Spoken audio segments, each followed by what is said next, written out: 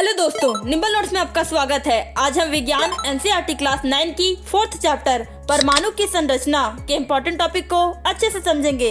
तो चलिए इस चैप्टर के बारे में कुछ महत्वपूर्ण बातें जानते हैं। इस अध्याय में हम सबसे पहले पदार्थ में आवेशित कणों के बारे में पढ़ेंगे। उसके बाद हम परमाणु की संरचना के बारे में जानेंगे। फिर हम देखेंगे कि थॉमसन का परमाणु मॉडल, रदरफोर्ड का परमाणु मॉडल और बोर का परमाणु मॉडल क्या है। साथ ही साथ हम न्यूट्रॉन और संयोजकता के बारे में पढ़ेंगे। अध्याय के अंत में हम परमाणु संख्या, द्रव्यमान संख्या, समस्थानिक और संभारिक के बारे में विस्तार से चर्चा करेंगे। इस चैप्टर का पहला टॉपिक है पदार्थ में आवेशित कण। तो चलिए हम लोग इसके बारे में जानते हैं। 19वीं शताब्दी तक यह जान लिया गया था कि परमाणु साधारण और अविभाज्य कण नहीं है, बल्कि इसमें कम से कम एक अपरमाणु कण इलेक्ट्रॉन विद्यमान होता है, जिसका पता जे थॉमसन ने लगाया था। इलेक्ट्रॉन के संबंध में जानकारी प्राप्त होने के पहले गोल्डस्टीन ने 1886 में एक नए विकिरण की खोज की, जिसे उन्होंने केनाल रे का नाम दिया। ये किरणें धनावेशित विकिरण थी, जिसके द्वारा अंततः दूसरे अपरमाणु कणों की खोज हुई। इन कणों का आवेश इलेक्ट्रॉन के आवेश के बराबर किंतु विपरीत था। इनका द्रव्यमान इलेक्ट्रॉन की अपेक्षा लगभग 2000 गुना अधिक होता है। उनको प्रोटॉन नाम दिया गया। सामान्यतः इलेक्ट्रॉन को E के द्वारा और प्रोटॉन को P के द्वारा दर्शाया जाता है। प्रोटॉन का द्रव्यमान 1 इकाई और इसका आवेश +1 लिया जाता है। इलेक्ट्रॉन का द्रव्यमान नगण्य और आवेश -1 माना जाता है। ऐसा माना गया कि परमाणु प्रोटॉन और इलेक्ट्रॉन से बने हैं, जो परस्पर आवेशों को संतुलित करते हैं। यह भी प्रतीत हुआ कि प्रोटॉन परमाणु के सबसे भीतरी भाग में होते हैं। इलेक्ट्रॉन को आसानी से निकाला जा सकता है, लेकिन प्रोटॉन को नहीं। हमारा अगला टॉपिक है परमाणु की संरचना। तो चलिए हम लोग इसके बारे में जानते हैं। डाल्टन के परमाणु सिद्धांत के अनुसार परमाणु अविभाज्य और अविनाशी था, लेकिन परमाणु के भीतर दो मूल कणों इलेक्ट्रॉन और प्रोटॉन की खोज ने डाल्टन के परमाणु सिद्धांत की इस धारणा को गलत साबित कर दिया। अब यह जानना आवश्यक था कि इलेक्ट्रॉन और प्रोटॉन परमाणु के भीतर किस तरह व्यवस्थित है। इसको समझने के लिए बहुत से वैज्ञानिकों ने भिन्न भिन्न प्रकार के मॉडलों को प्रस्तुत किया। जे थॉमसन पहले वैज्ञानिक थे जिन्होंने परमाणुओं की संरचना से संबंधित पहला मॉडल प्रस्तुत किया। हमारा अगला टॉपिक है थॉमसन का परमाणु मॉडल। तो चलिए हम लोग इसके बारे में जानते हैं। थॉमसन ने परमाणुओं की संरचना से संबंधित एक मॉडल प्रस्तुत किया, जो क्रिसमस केक जैसा था। इनके अनुसार परमाणु एक धनावेशित गोला था, जिसमें इलेक्ट्रॉन क्रिसमस केक में लगे किशमिश की तरह थे। तरबूज का उदाहरण भी ले सकते हैं, जिसके अनुसार परमाणु में धन आवेश तरबूज के खाने वाले लाल भाग की तरफ बिखरा है, जबकि इलेक्ट्रॉन धनावेशित गोले में तरबूज के बीज की भांति धसे हैं। थॉमसन ने प्रस्तावित किया कि पहला, परमाणु धन आवेशित गोले का बना होता है और इलेक्ट्रॉन उसमें धसे होते हैं। दूसरा, ऋणात्मक और धनात्मक आवेश परिमाण में समान होते हैं, इसलिए परमाणु वैद्युतीय रूप से उदासीन होते हैं।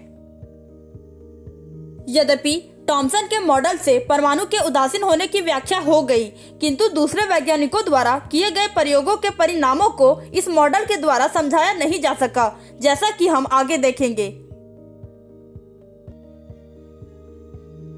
हमारा अगला टॉपिक है रदरफोर्ड का परमाणु मॉडल। तो चलिए हम लोग इसके बारे में जानते हैं। अर्नेस्ट रदरफोर्ड एक प्रसिद्ध वैज्ञानिक थे। उन्होंने 1911 में परमाणु की संरचना समझाने के लिए रदरफोर्ड का परमाणु मॉडल प्रस्तुत किया। रदरफोर्ड ने यह प्रयोग अपने विद्यार्थियों गाइगर और मार्सडन के साथ किया। प्रयोग की विधि: पहला, उन्होंने एक बहुत पतली सोने की पन्नी ली। दूसरा, उस पर उन्होंने रेडियोधर्मी पदार्थ से निकलने वाले अल्फा कणों की बौछार की। अल्फा कण धनात्मक आवेश वाले और भारी कण होते हैं। तीसरा, सोने की पन्नी के चारों ओर एक जिंक सल्फाइड का पर्दा लगाया गया था। जहां अल्फा कण गिरने पर प्रकाश की चमक पैदा करते थे। इससे यह पता चलता था कि कण किस दिशा में गया। प्रयोग के अवलोकन से रदरफोर्ड ने देखा कि अधिकांश अल्फा कण लगभग 99.9% सीधे सोने की पन्नी के पार निकल गए, जैसे कि कुछ है ही नहीं।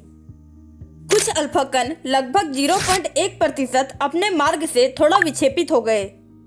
बहुत कम अल्फा कण लगभग 1 लाख में से 1 वापस लौट गए, यानी 180 डिग्री के कोण पर पीछे आ गए। इन अवलोकनों से रदरफोर्ड ने निम्नलिखित निष्कर्ष निकाले और एक नया मॉडल प्रस्तुत किया। पहला, केंद्रक। चूंकि कुछ अल्फा कण जोर से विक्षेपित हुए और कुछ वापस लौट गए, इसका मतलब परमाणु के अंदर कोई बहुत भारी और धनात्मक आवेश वाला हिस्सा है। दूसरा, अधिकांश स्थान खाली। चूंकि अधिकांश अल्फा कण बिना रुके सीधे निकल गए, इसका मतलब परमाणु के अंदर का अधिकांश भाग खाली है। तीसरा, इलेक्ट्रॉन की स्थिति। इलेक्ट्रॉन इस केंद्रक के चारों ओर चक्कर लगाते हैं, ठीक उसी तरह जैसे ग्रह सूर्य के चारों ओर चक्कर लगाते हैं। चौथा, विद्युत तटस्थता। परमाणु में धनात्मक आवेश प्रोटॉन और ऋणात्मक आवेश इलेक्ट्रॉन की मात्रा बराबर होती है, इसलिए परमाणु विद्युत रूप से उदासीन होता है। रदरफोर्ड मॉडल की कमियां। रदरफोर्ड का मॉडल बहुत क्रांतिकारी था, लेकिन इसमें कुछ कमियां थीं जिन्हें वे समझा नहीं सके। पहला, स्थिरता की समस्या। भौतिकी के नियमों के अनुसार जब कोई आवेशित कण इलेक्ट्रॉन चक्कर लगाते हुए त्वरित गति करता है तो उसे लगातार ऊर्जा विकिरण के रूप में उत्सर्जित करनी चाहिए। इससे इलेक्ट्रॉन की ऊर्जा कम होती जाएगी और वह सर्पिल आकार में केंद्रक में गिर जाएगा। सिद्धांत रूप में परमाणु को नष्ट हो जाना चाहिए, लेकिन ऐसा नहीं होता है। दूसरा, रे की स्पेक्ट्रम की व्याख्या नहीं। यह मॉडल यह नहीं बता सका कि विभिन्न तत्वों के परमाणु केवल विशिष्ट तरंग का प्रकाश ही क्यों उत्सर्जित करते हैं। हमारा अगला टॉपिक है बोर का परमाणु मॉडल। तो चलिए हम लोग इसके बारे में जानते हैं। नील्स बोर ने 1913 में रदरफोर्ड के मॉडल की कमियों को दूर करने के लिए परमाणु की संरचना का एक नया सिद्धांत दिया, जिसे बोर का परमाणु मॉडल कहा जाता है। बोर के परमाणु मॉडल के मुख्य सिद्धांत। पहला, निश्चित कक्षाएं। इलेक्ट्रॉन नाभिक के चारों ओर कुछ निश्चित वृत्ताकार कक्षाओं में चक्कर लगाते हैं। इन विशेष कक्षाओं को ऊर्जा स्तर या कोष कहा जाता है। इन्हें KLMN या 1, 2, 3, 4 अक्षरों या अंकों से दर्शाया जाता है। पहला कोष नाभिक के सबसे नजदीक होता है। दूसरा, ऊर्जा का उत्सर्जन और अवशोषण। जब तक इलेक्ट्रॉन किसी एक निश्चित कक्षा में चक्कर लगाता रहता है, वह ऊर्जा का उत्सर्जन नहीं करता। इसका मतलब है कि हर कक्षा में इलेक्ट्रॉन की एक निश्चित मात्रा में ऊर्जा स्थिर रहती है।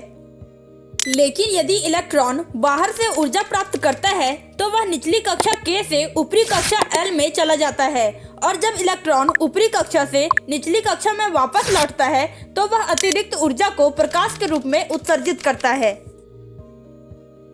तीसरा, विभिन्न कक्षाओं में इलेक्ट्रॉनों की संख्या।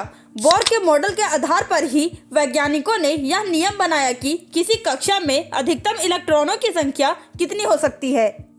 किसी कक्षा में इलेक्ट्रॉनों की अधिकतम संख्या बराबर 2n² होती है, जहां n कक्षा संख्या है।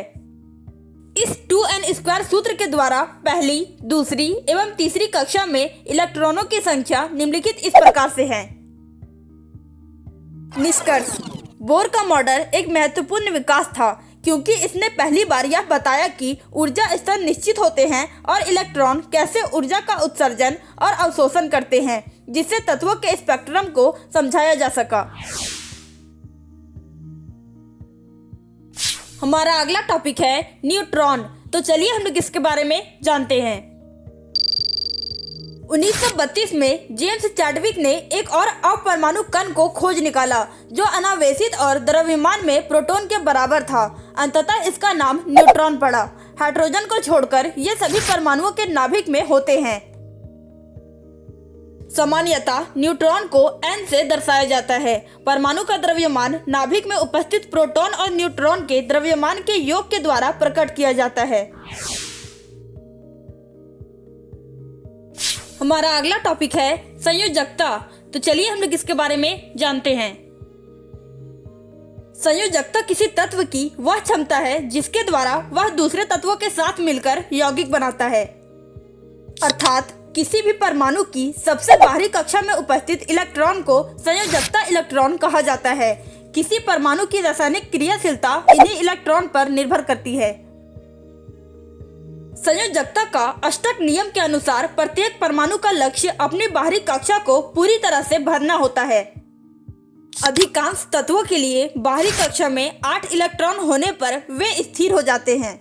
हाइड्रोजन और हीलियम के मामले में वे अपनी बाहरी कक्षा में 2 इलेक्ट्रॉन पूरा करने की कोशिश करते हैं। इस स्थिरता को प्राप्त करने के लिए परमाणु 3 काम कर सकते हैं। पहला, इलेक्ट्रॉन साझा करना, दूसरा इलेक्ट्रॉन त्यागना और तीसरा इलेक्ट्रॉन ग्रहण करना। संयोजकता ज्ञात करने के नियम। संयोजकता इस बात पर निर्भर करती है कि अष्टक पूरा करने के लिए कितने इलेक्ट्रॉन की आवश्यकता है। यदि बाहरी कक्षा में 1, 2, 3 या 4 इलेक्ट्रॉन है तो संयोजकता वही संख्या होती है, क्योंकि परमाणु इन्हें आसानी से त्याग सकती है। उदाहरण, सोडियम का इलेक्ट्रॉन विन्यास 2, 8, 1 है। बाहरी कक्षा में 1 इलेक्ट्रॉन है, इसलिए 1 इसकी संयोजकता है। यदि बाहरी कक्षा में 5, 6, 7 या 8 इलेक्ट्रॉन है तो संयोजकता को 8 बाहरी इलेक्ट्रॉन की संख्या सूत्र से निकाला जाता है।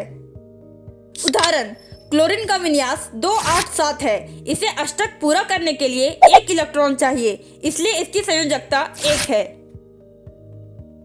मुख्य बातें। उत्कृष्ट गैसों जैसे हीलियम, नियॉन और आर्गन की संयोजकता 0 होती है, क्योंकि उनकी बाहरी कक्षा पहले से ही भरी होती है और वे किसी से क्रिया नहीं करना चाहते। हमारा अगला टॉपिक है परमाणु संख्या। तो चलिए हम लोग इसके बारे में जानते हैं। एक परमाणु में उपस्थित प्रोटॉनों की संख्या उसकी परमाणु संख्या को बताती है। इसे जड़ के द्वारा दर्शाया जाता है। किसी तत्व के सभी अणुओं की परमाणु संख्या समान होती है। वास्तव में तत्वों को उनके परमाणु में विद्यमान प्रोटॉनों की संख्या से परिभाषित किया जाता है। हाइड्रोजन के लिए Z बराबर 1, क्योंकि हाइड्रोजन परमाणु के नाभिक में केवल 1 प्रोटॉन होता है। इसी प्रकार कार्बन के लिए Z बराबर 6। इस प्रकार एक परमाणु के नाभिक में उपस्थित प्रोटॉनों की कुल संख्या को परमाणु संख्या कहते हैं। हमारा अगला टॉपिक है द्रव्यमान संख्या। तो चलिए हम लोग इसके बारे में जानते हैं। परमाणु का द्रव्यमान उसमें विद्यमान प्रोटॉनों और न्यूट्रॉनों के द्रव्यमान के कारण होता है। ये परमाणु के नाभिक में विद्यमान होते हैं, इसलिए इन्हें न्यूक्लियॉन भी कहते हैं। परमाणु का लगभग संपूर्ण द्रव्यमान उसके नाभिक में होता है। उदाहरण के लिए कार्बन का द्रव्यमान 12 है, क्योंकि इसमें 6 प्रोटॉन और 6 न्यूट्रॉन होते हैं। 6 + 6 = 12। इसी प्रकार एल्यूमिनियम का द्रव्यमान 27 है, 13 प्रोटॉन और 14 न्यूट्रॉन। एक परमाणु के नाभिक में उपस्थित प्रोटॉनों और न्यूट्रॉनों की कुल संख्या के योग को द्रव्यमान संख्या कहा जाता है। हमारा अगला टॉपिक है समस्थानिक। तो चलिए हम लोग इसके बारे में जानते हैं। एक ही तत्व के परमाणु जिनकी परमाणु संख्या समान लेकिन द्रव्यमान संख्या भिन्न होती है समस्थानिक कहलाते हैं।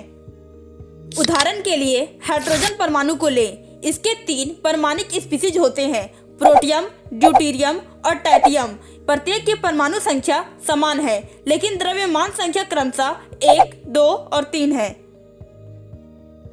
समस्थानिकों के प्रयोग। कुछ समस्थानिकों के विशेष गुण होते हैं जिनका उपयोग हम विभिन्न क्षेत्रों में करते हैं। उनमें से कुछ निम्नलिखित हैं। पहला, यूरेनियम के एक समस्थानिक का उपयोग परमाणु भट्टी में ईंधन के रूप में होता है। दूसरा, कैंसर के उपचार में कोबाल्ट के समस्थानिक का उपयोग होता है। तीसरा, घेंघा रोग के इलाज में आयोडीन के समस्थानिक का उपयोग होता है। हमारा अगला टॉपिक है संभारिक। तो चलिए हम लोग इसके बारे में जानते हैं। अलग अलग परमाणु संख्या वाले तत्वों को जिनकी द्रव्यमान संख्या समान होती है संभारिक कहा जाता है। उदाहरण, 2 तत्वों कैल्शियम परमाणु संख्या 20 और आर्गन परमाणु संख्या 18 के बारे में विचार कीजिए। परमाणुओं में प्रोटॉनों की संख्या भिन्न भिन्न है। दोनों तत्वों की द्रव्यमान संख्या 40 है, यानी तत्वों के इस जोड़े के अणुओं में कुल न्यूक्लियनों की संख्या समान है। ओके दोस्तों, इस चैप्टर के इम्पोर्टेंट टॉपिक को आप एक बार फिर से देख लें ताकि आपको पता चले कि आपने इस चैप्टर में कौन कौन से टॉपिक को समझा है।